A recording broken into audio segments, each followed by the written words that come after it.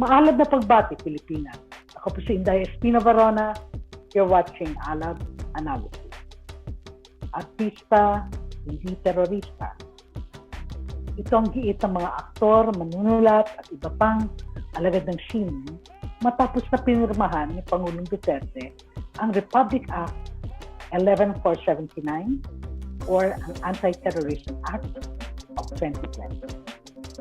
Napakalakas ng protesta, no? Napakalakas ng panawagan na huwag niyang pirmahan, pero pinirmahan pa rin ni Duterte. Bakit vocal ang mga human rights defenders? Ano ang dangers na binibigay sa atin ng Anti-Terrorism Act? Ang sabi ng marami, ang pinakamalaking danger ay hindi lamang sa due process, kundi mismo yung nakatutok halos na parang mga armas, nakatutok sa ating tinatawag ng right to free expression. Ngayong araw, palalalim natin yan. No?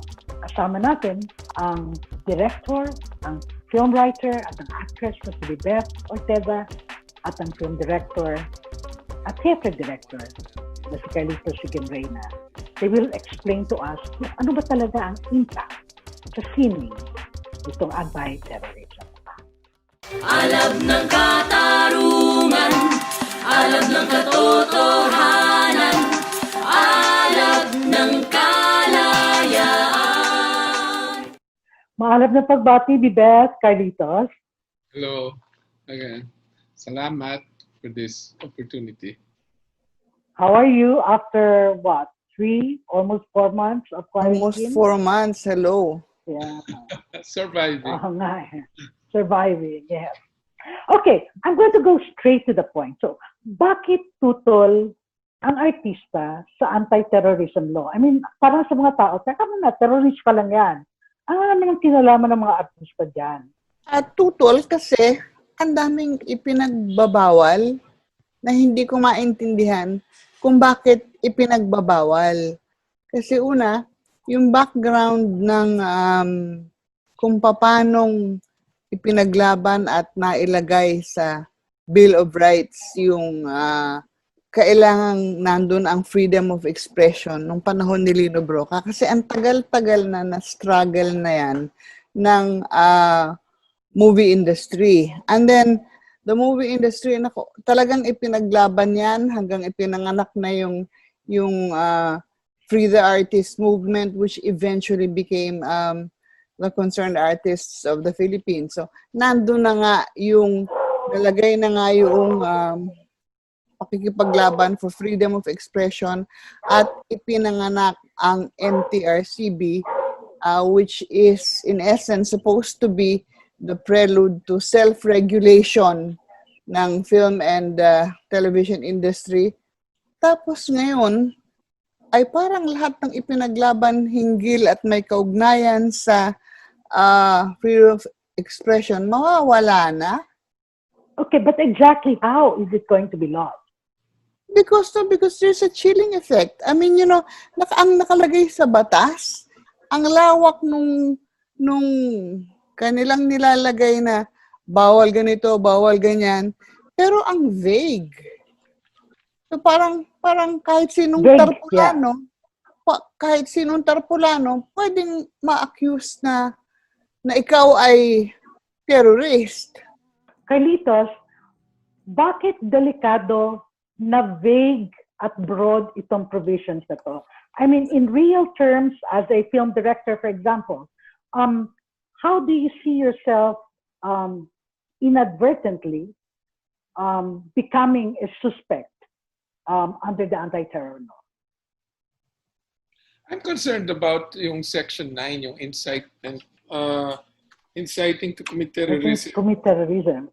Yeah. Any person who, without taking any direct part in the commission of terrorism shall incite others to the execution of any of the acts specified in Section 4 by means of speeches, proclamations, writings, emblems, banners, or other representations tending to the same shall suffer the penalty of imprisonment of 12 years.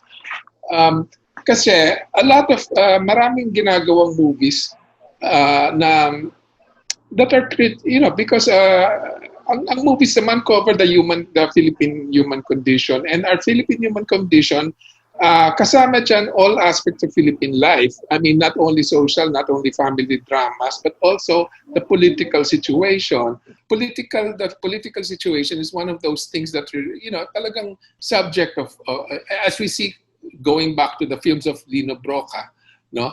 And then ngayon marami din gumagawa ng movies critical of government, policy, government behavior.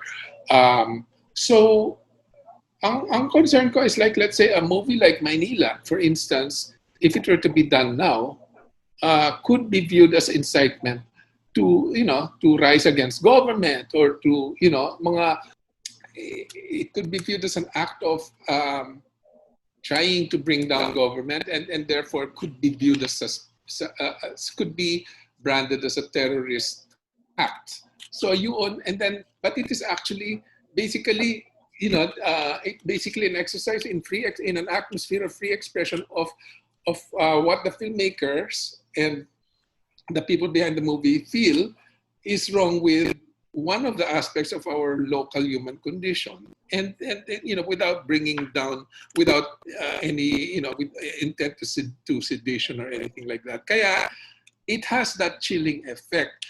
If you make a movie that is critical and sabihin na let's say may rally sa movie at kino-cover noon, di ba? Yung camera, maybe there's a scene, maybe there's yung isang anak ng pamilya is an activist and then shows the behavior of the activist, and syempre meron mga sama doon ay mga maaaring ibagsak ganyan, and that's pretty much showing the behavior of a realistic depiction, and the government could misinterpret, whether intentionally or unintentionally, the behavior of a character in the story as the intention of the film itself. So, how we're dealing with people who are not really trained to read film language, and so merong may ganung danger. The other danger, I think, is that speaking of people who are not really, not everybody's trained to read film language, no? So among those are, and I'm not speaking only of this particular MTRCB, but any MTRCB in the future, as has been shown by MTRCBs in the past. All films dadaan sa MTRCB. And if you have members who also do not know how to read context, cannot see the forest for the trees, will pick on a scene, like let's say in rally scene na yan, sinasabi ko, and say that goes against the anti-terror law. And therefore, na prior restraint ka na on that, if they decide to invoke that. So because the MTRCB is bound to harmonize their ratings with existing laws. So ito naging pasok na sa law, and then so they're bound to harmonize, to follow this, di ba? And yun ang gagamitin, whether they are they will have a lot of, syempre kung meron ka mga progressives in the board, magbabakbakan yan, of course, pero it's already parang you have an existing law that, contrary to the Constitution, right, no law shall be passed abridging freedom of expression. Meron ka ng ganon na law that, will can tend to do that, or if it's not doing that already. So yun ang concern ko. And then such filmmakers or the people behind the producers or whoever, we don't know nga whom they will call the offending party. Basta some people involved in that film will be liable for, maybe held liable for terrorist acts. And that the fact that meron ganong sort of Damocles hanging over your head will have a chilling effect, of course, on the free expression of ideas among filmmakers. Okay.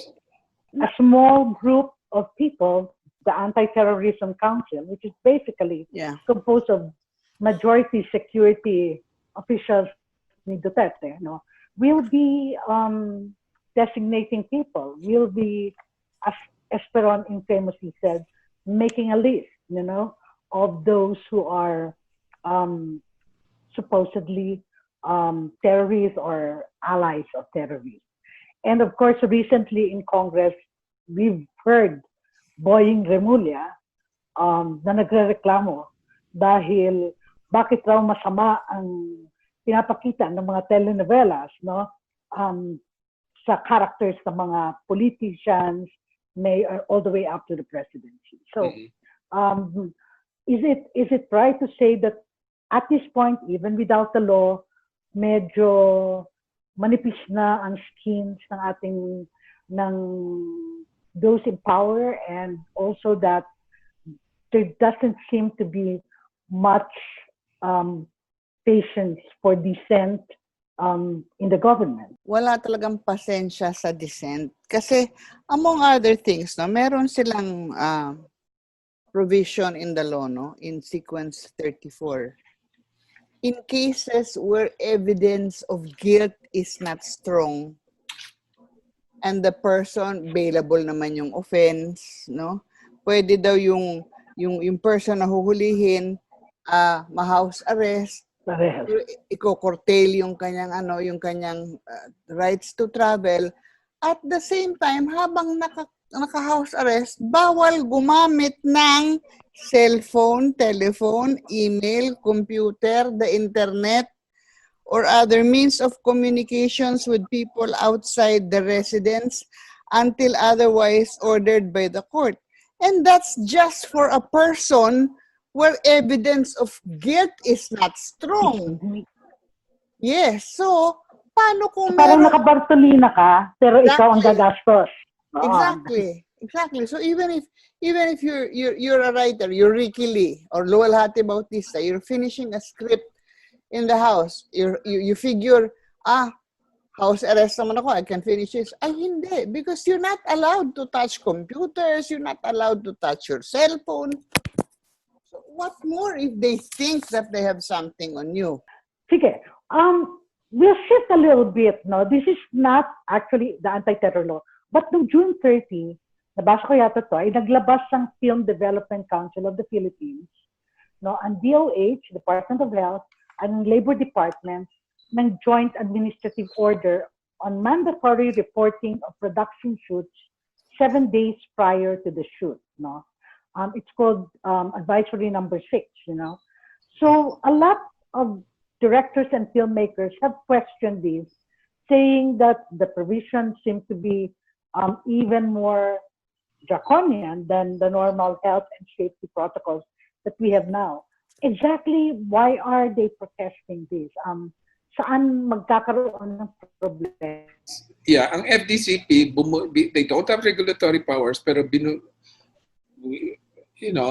talked with DOLE and DOH departments basically, and then came out with a joint administrative order in which co-signatory ang FDCP, DOLE, and DOH. Now, FDCP is not a regulatory body, but naging co-signatory sila sa isang joint administrative order which issued regulatory directives. Now, in other words, nakiangkas sila sa regulatory powers ng dalawang agencies na yon.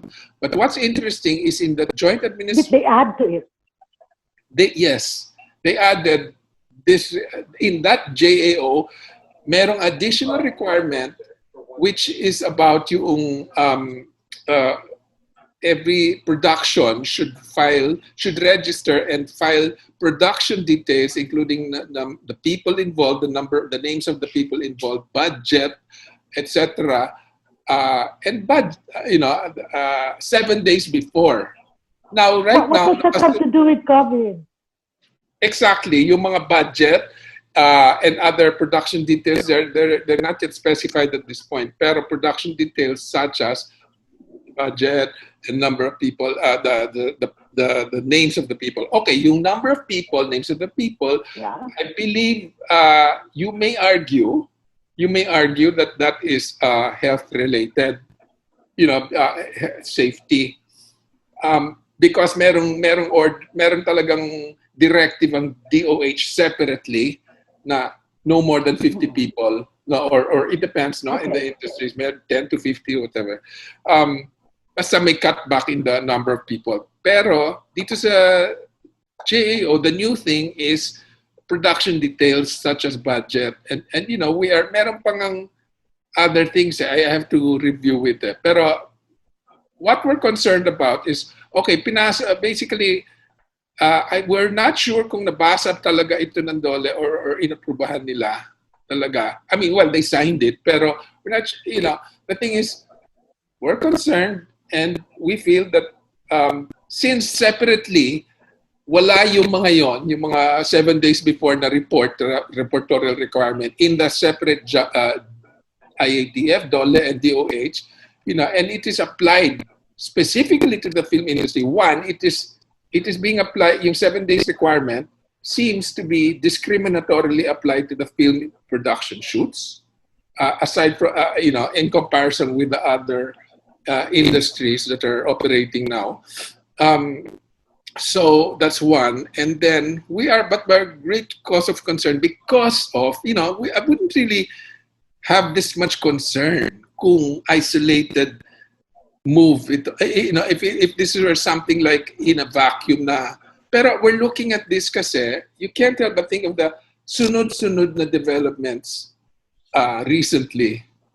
So yung 7 days reportorial requirement, that's why I'm concerned that it might lead into, it could very well lead into asking for the script of the production, where, you know, what if they see that the script is not, you know, it will have some criticism, let's say, of government policy or whatever, baka hindi bigyan ng clearance. So there's that, you know, suspicion of it's going there to prior restraint.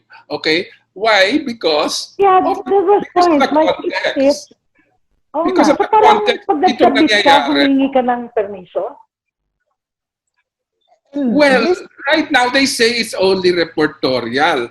But why would you have to submit this 7 days before? Really? Because separately, DOH and DOLE are only requiring reports if there's an outbreak of a case of a pandemic of COVID among anybody. But now, itong napakialaman ng FDCP na GAO but signed off, nakiangkas sa regulatory powers ng DOLE and DOH, signed off by DOLE and DOH. This now adds the 7 days before you have to report, you have to register, and then details like that.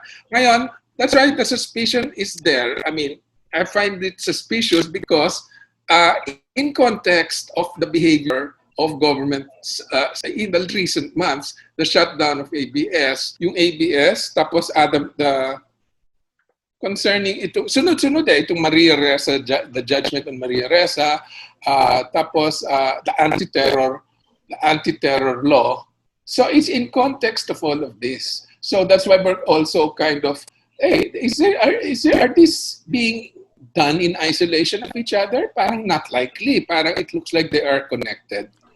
I hope the younger writers don't think it far-fetched na magsasubmit ng script, because my first screenplay, I had, before we could get a permit to shoot, I had to submit it first to Krame under a division of the Board of Review for Motion Pictures and Television.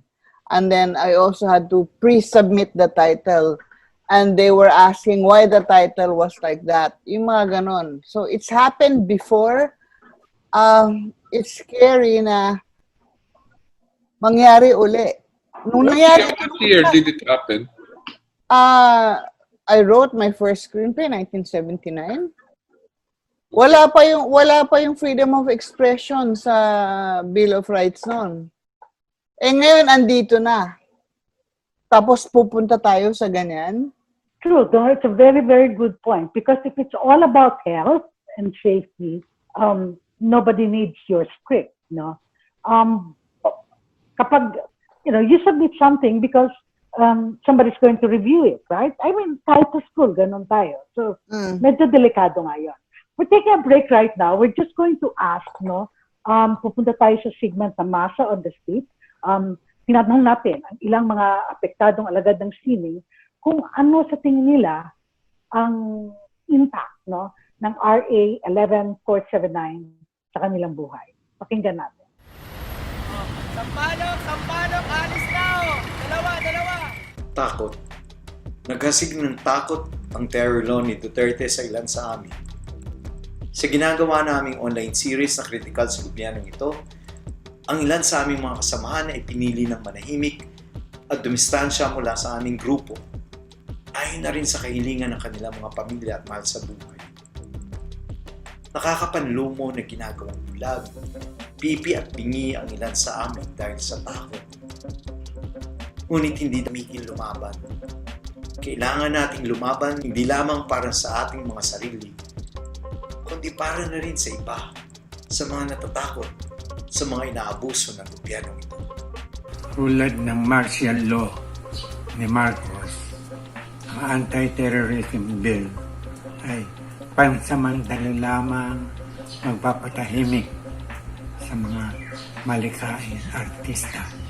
Ang takot ni Duterte na ang mga artista ay magiging lalong bukas tungkol sa nangyayari sa lipunan. Yan ay hindi makapipigil. Sabi nila, pag wala ka daw ginagawang masama, wala kang dapat ikatakot. Aba, nakakatakot kaya yung huhulihin ka ng walang warrant of arrest, yung pwede kang ikulong ng 24 na araw kahit na walang kaso laban sa iyo. Yung simpleng pag-like, pag-post ko sa Facebook, pwedeng isipin na ako ay terorista. Hindi naman ako terorista, ako po ay artista. At bilang artista, dapat meron akong kalayaan na pumuna sa mga kahinaan ng ating gobyerno. Hindi naman kayo perpekto eh. Hindi kayo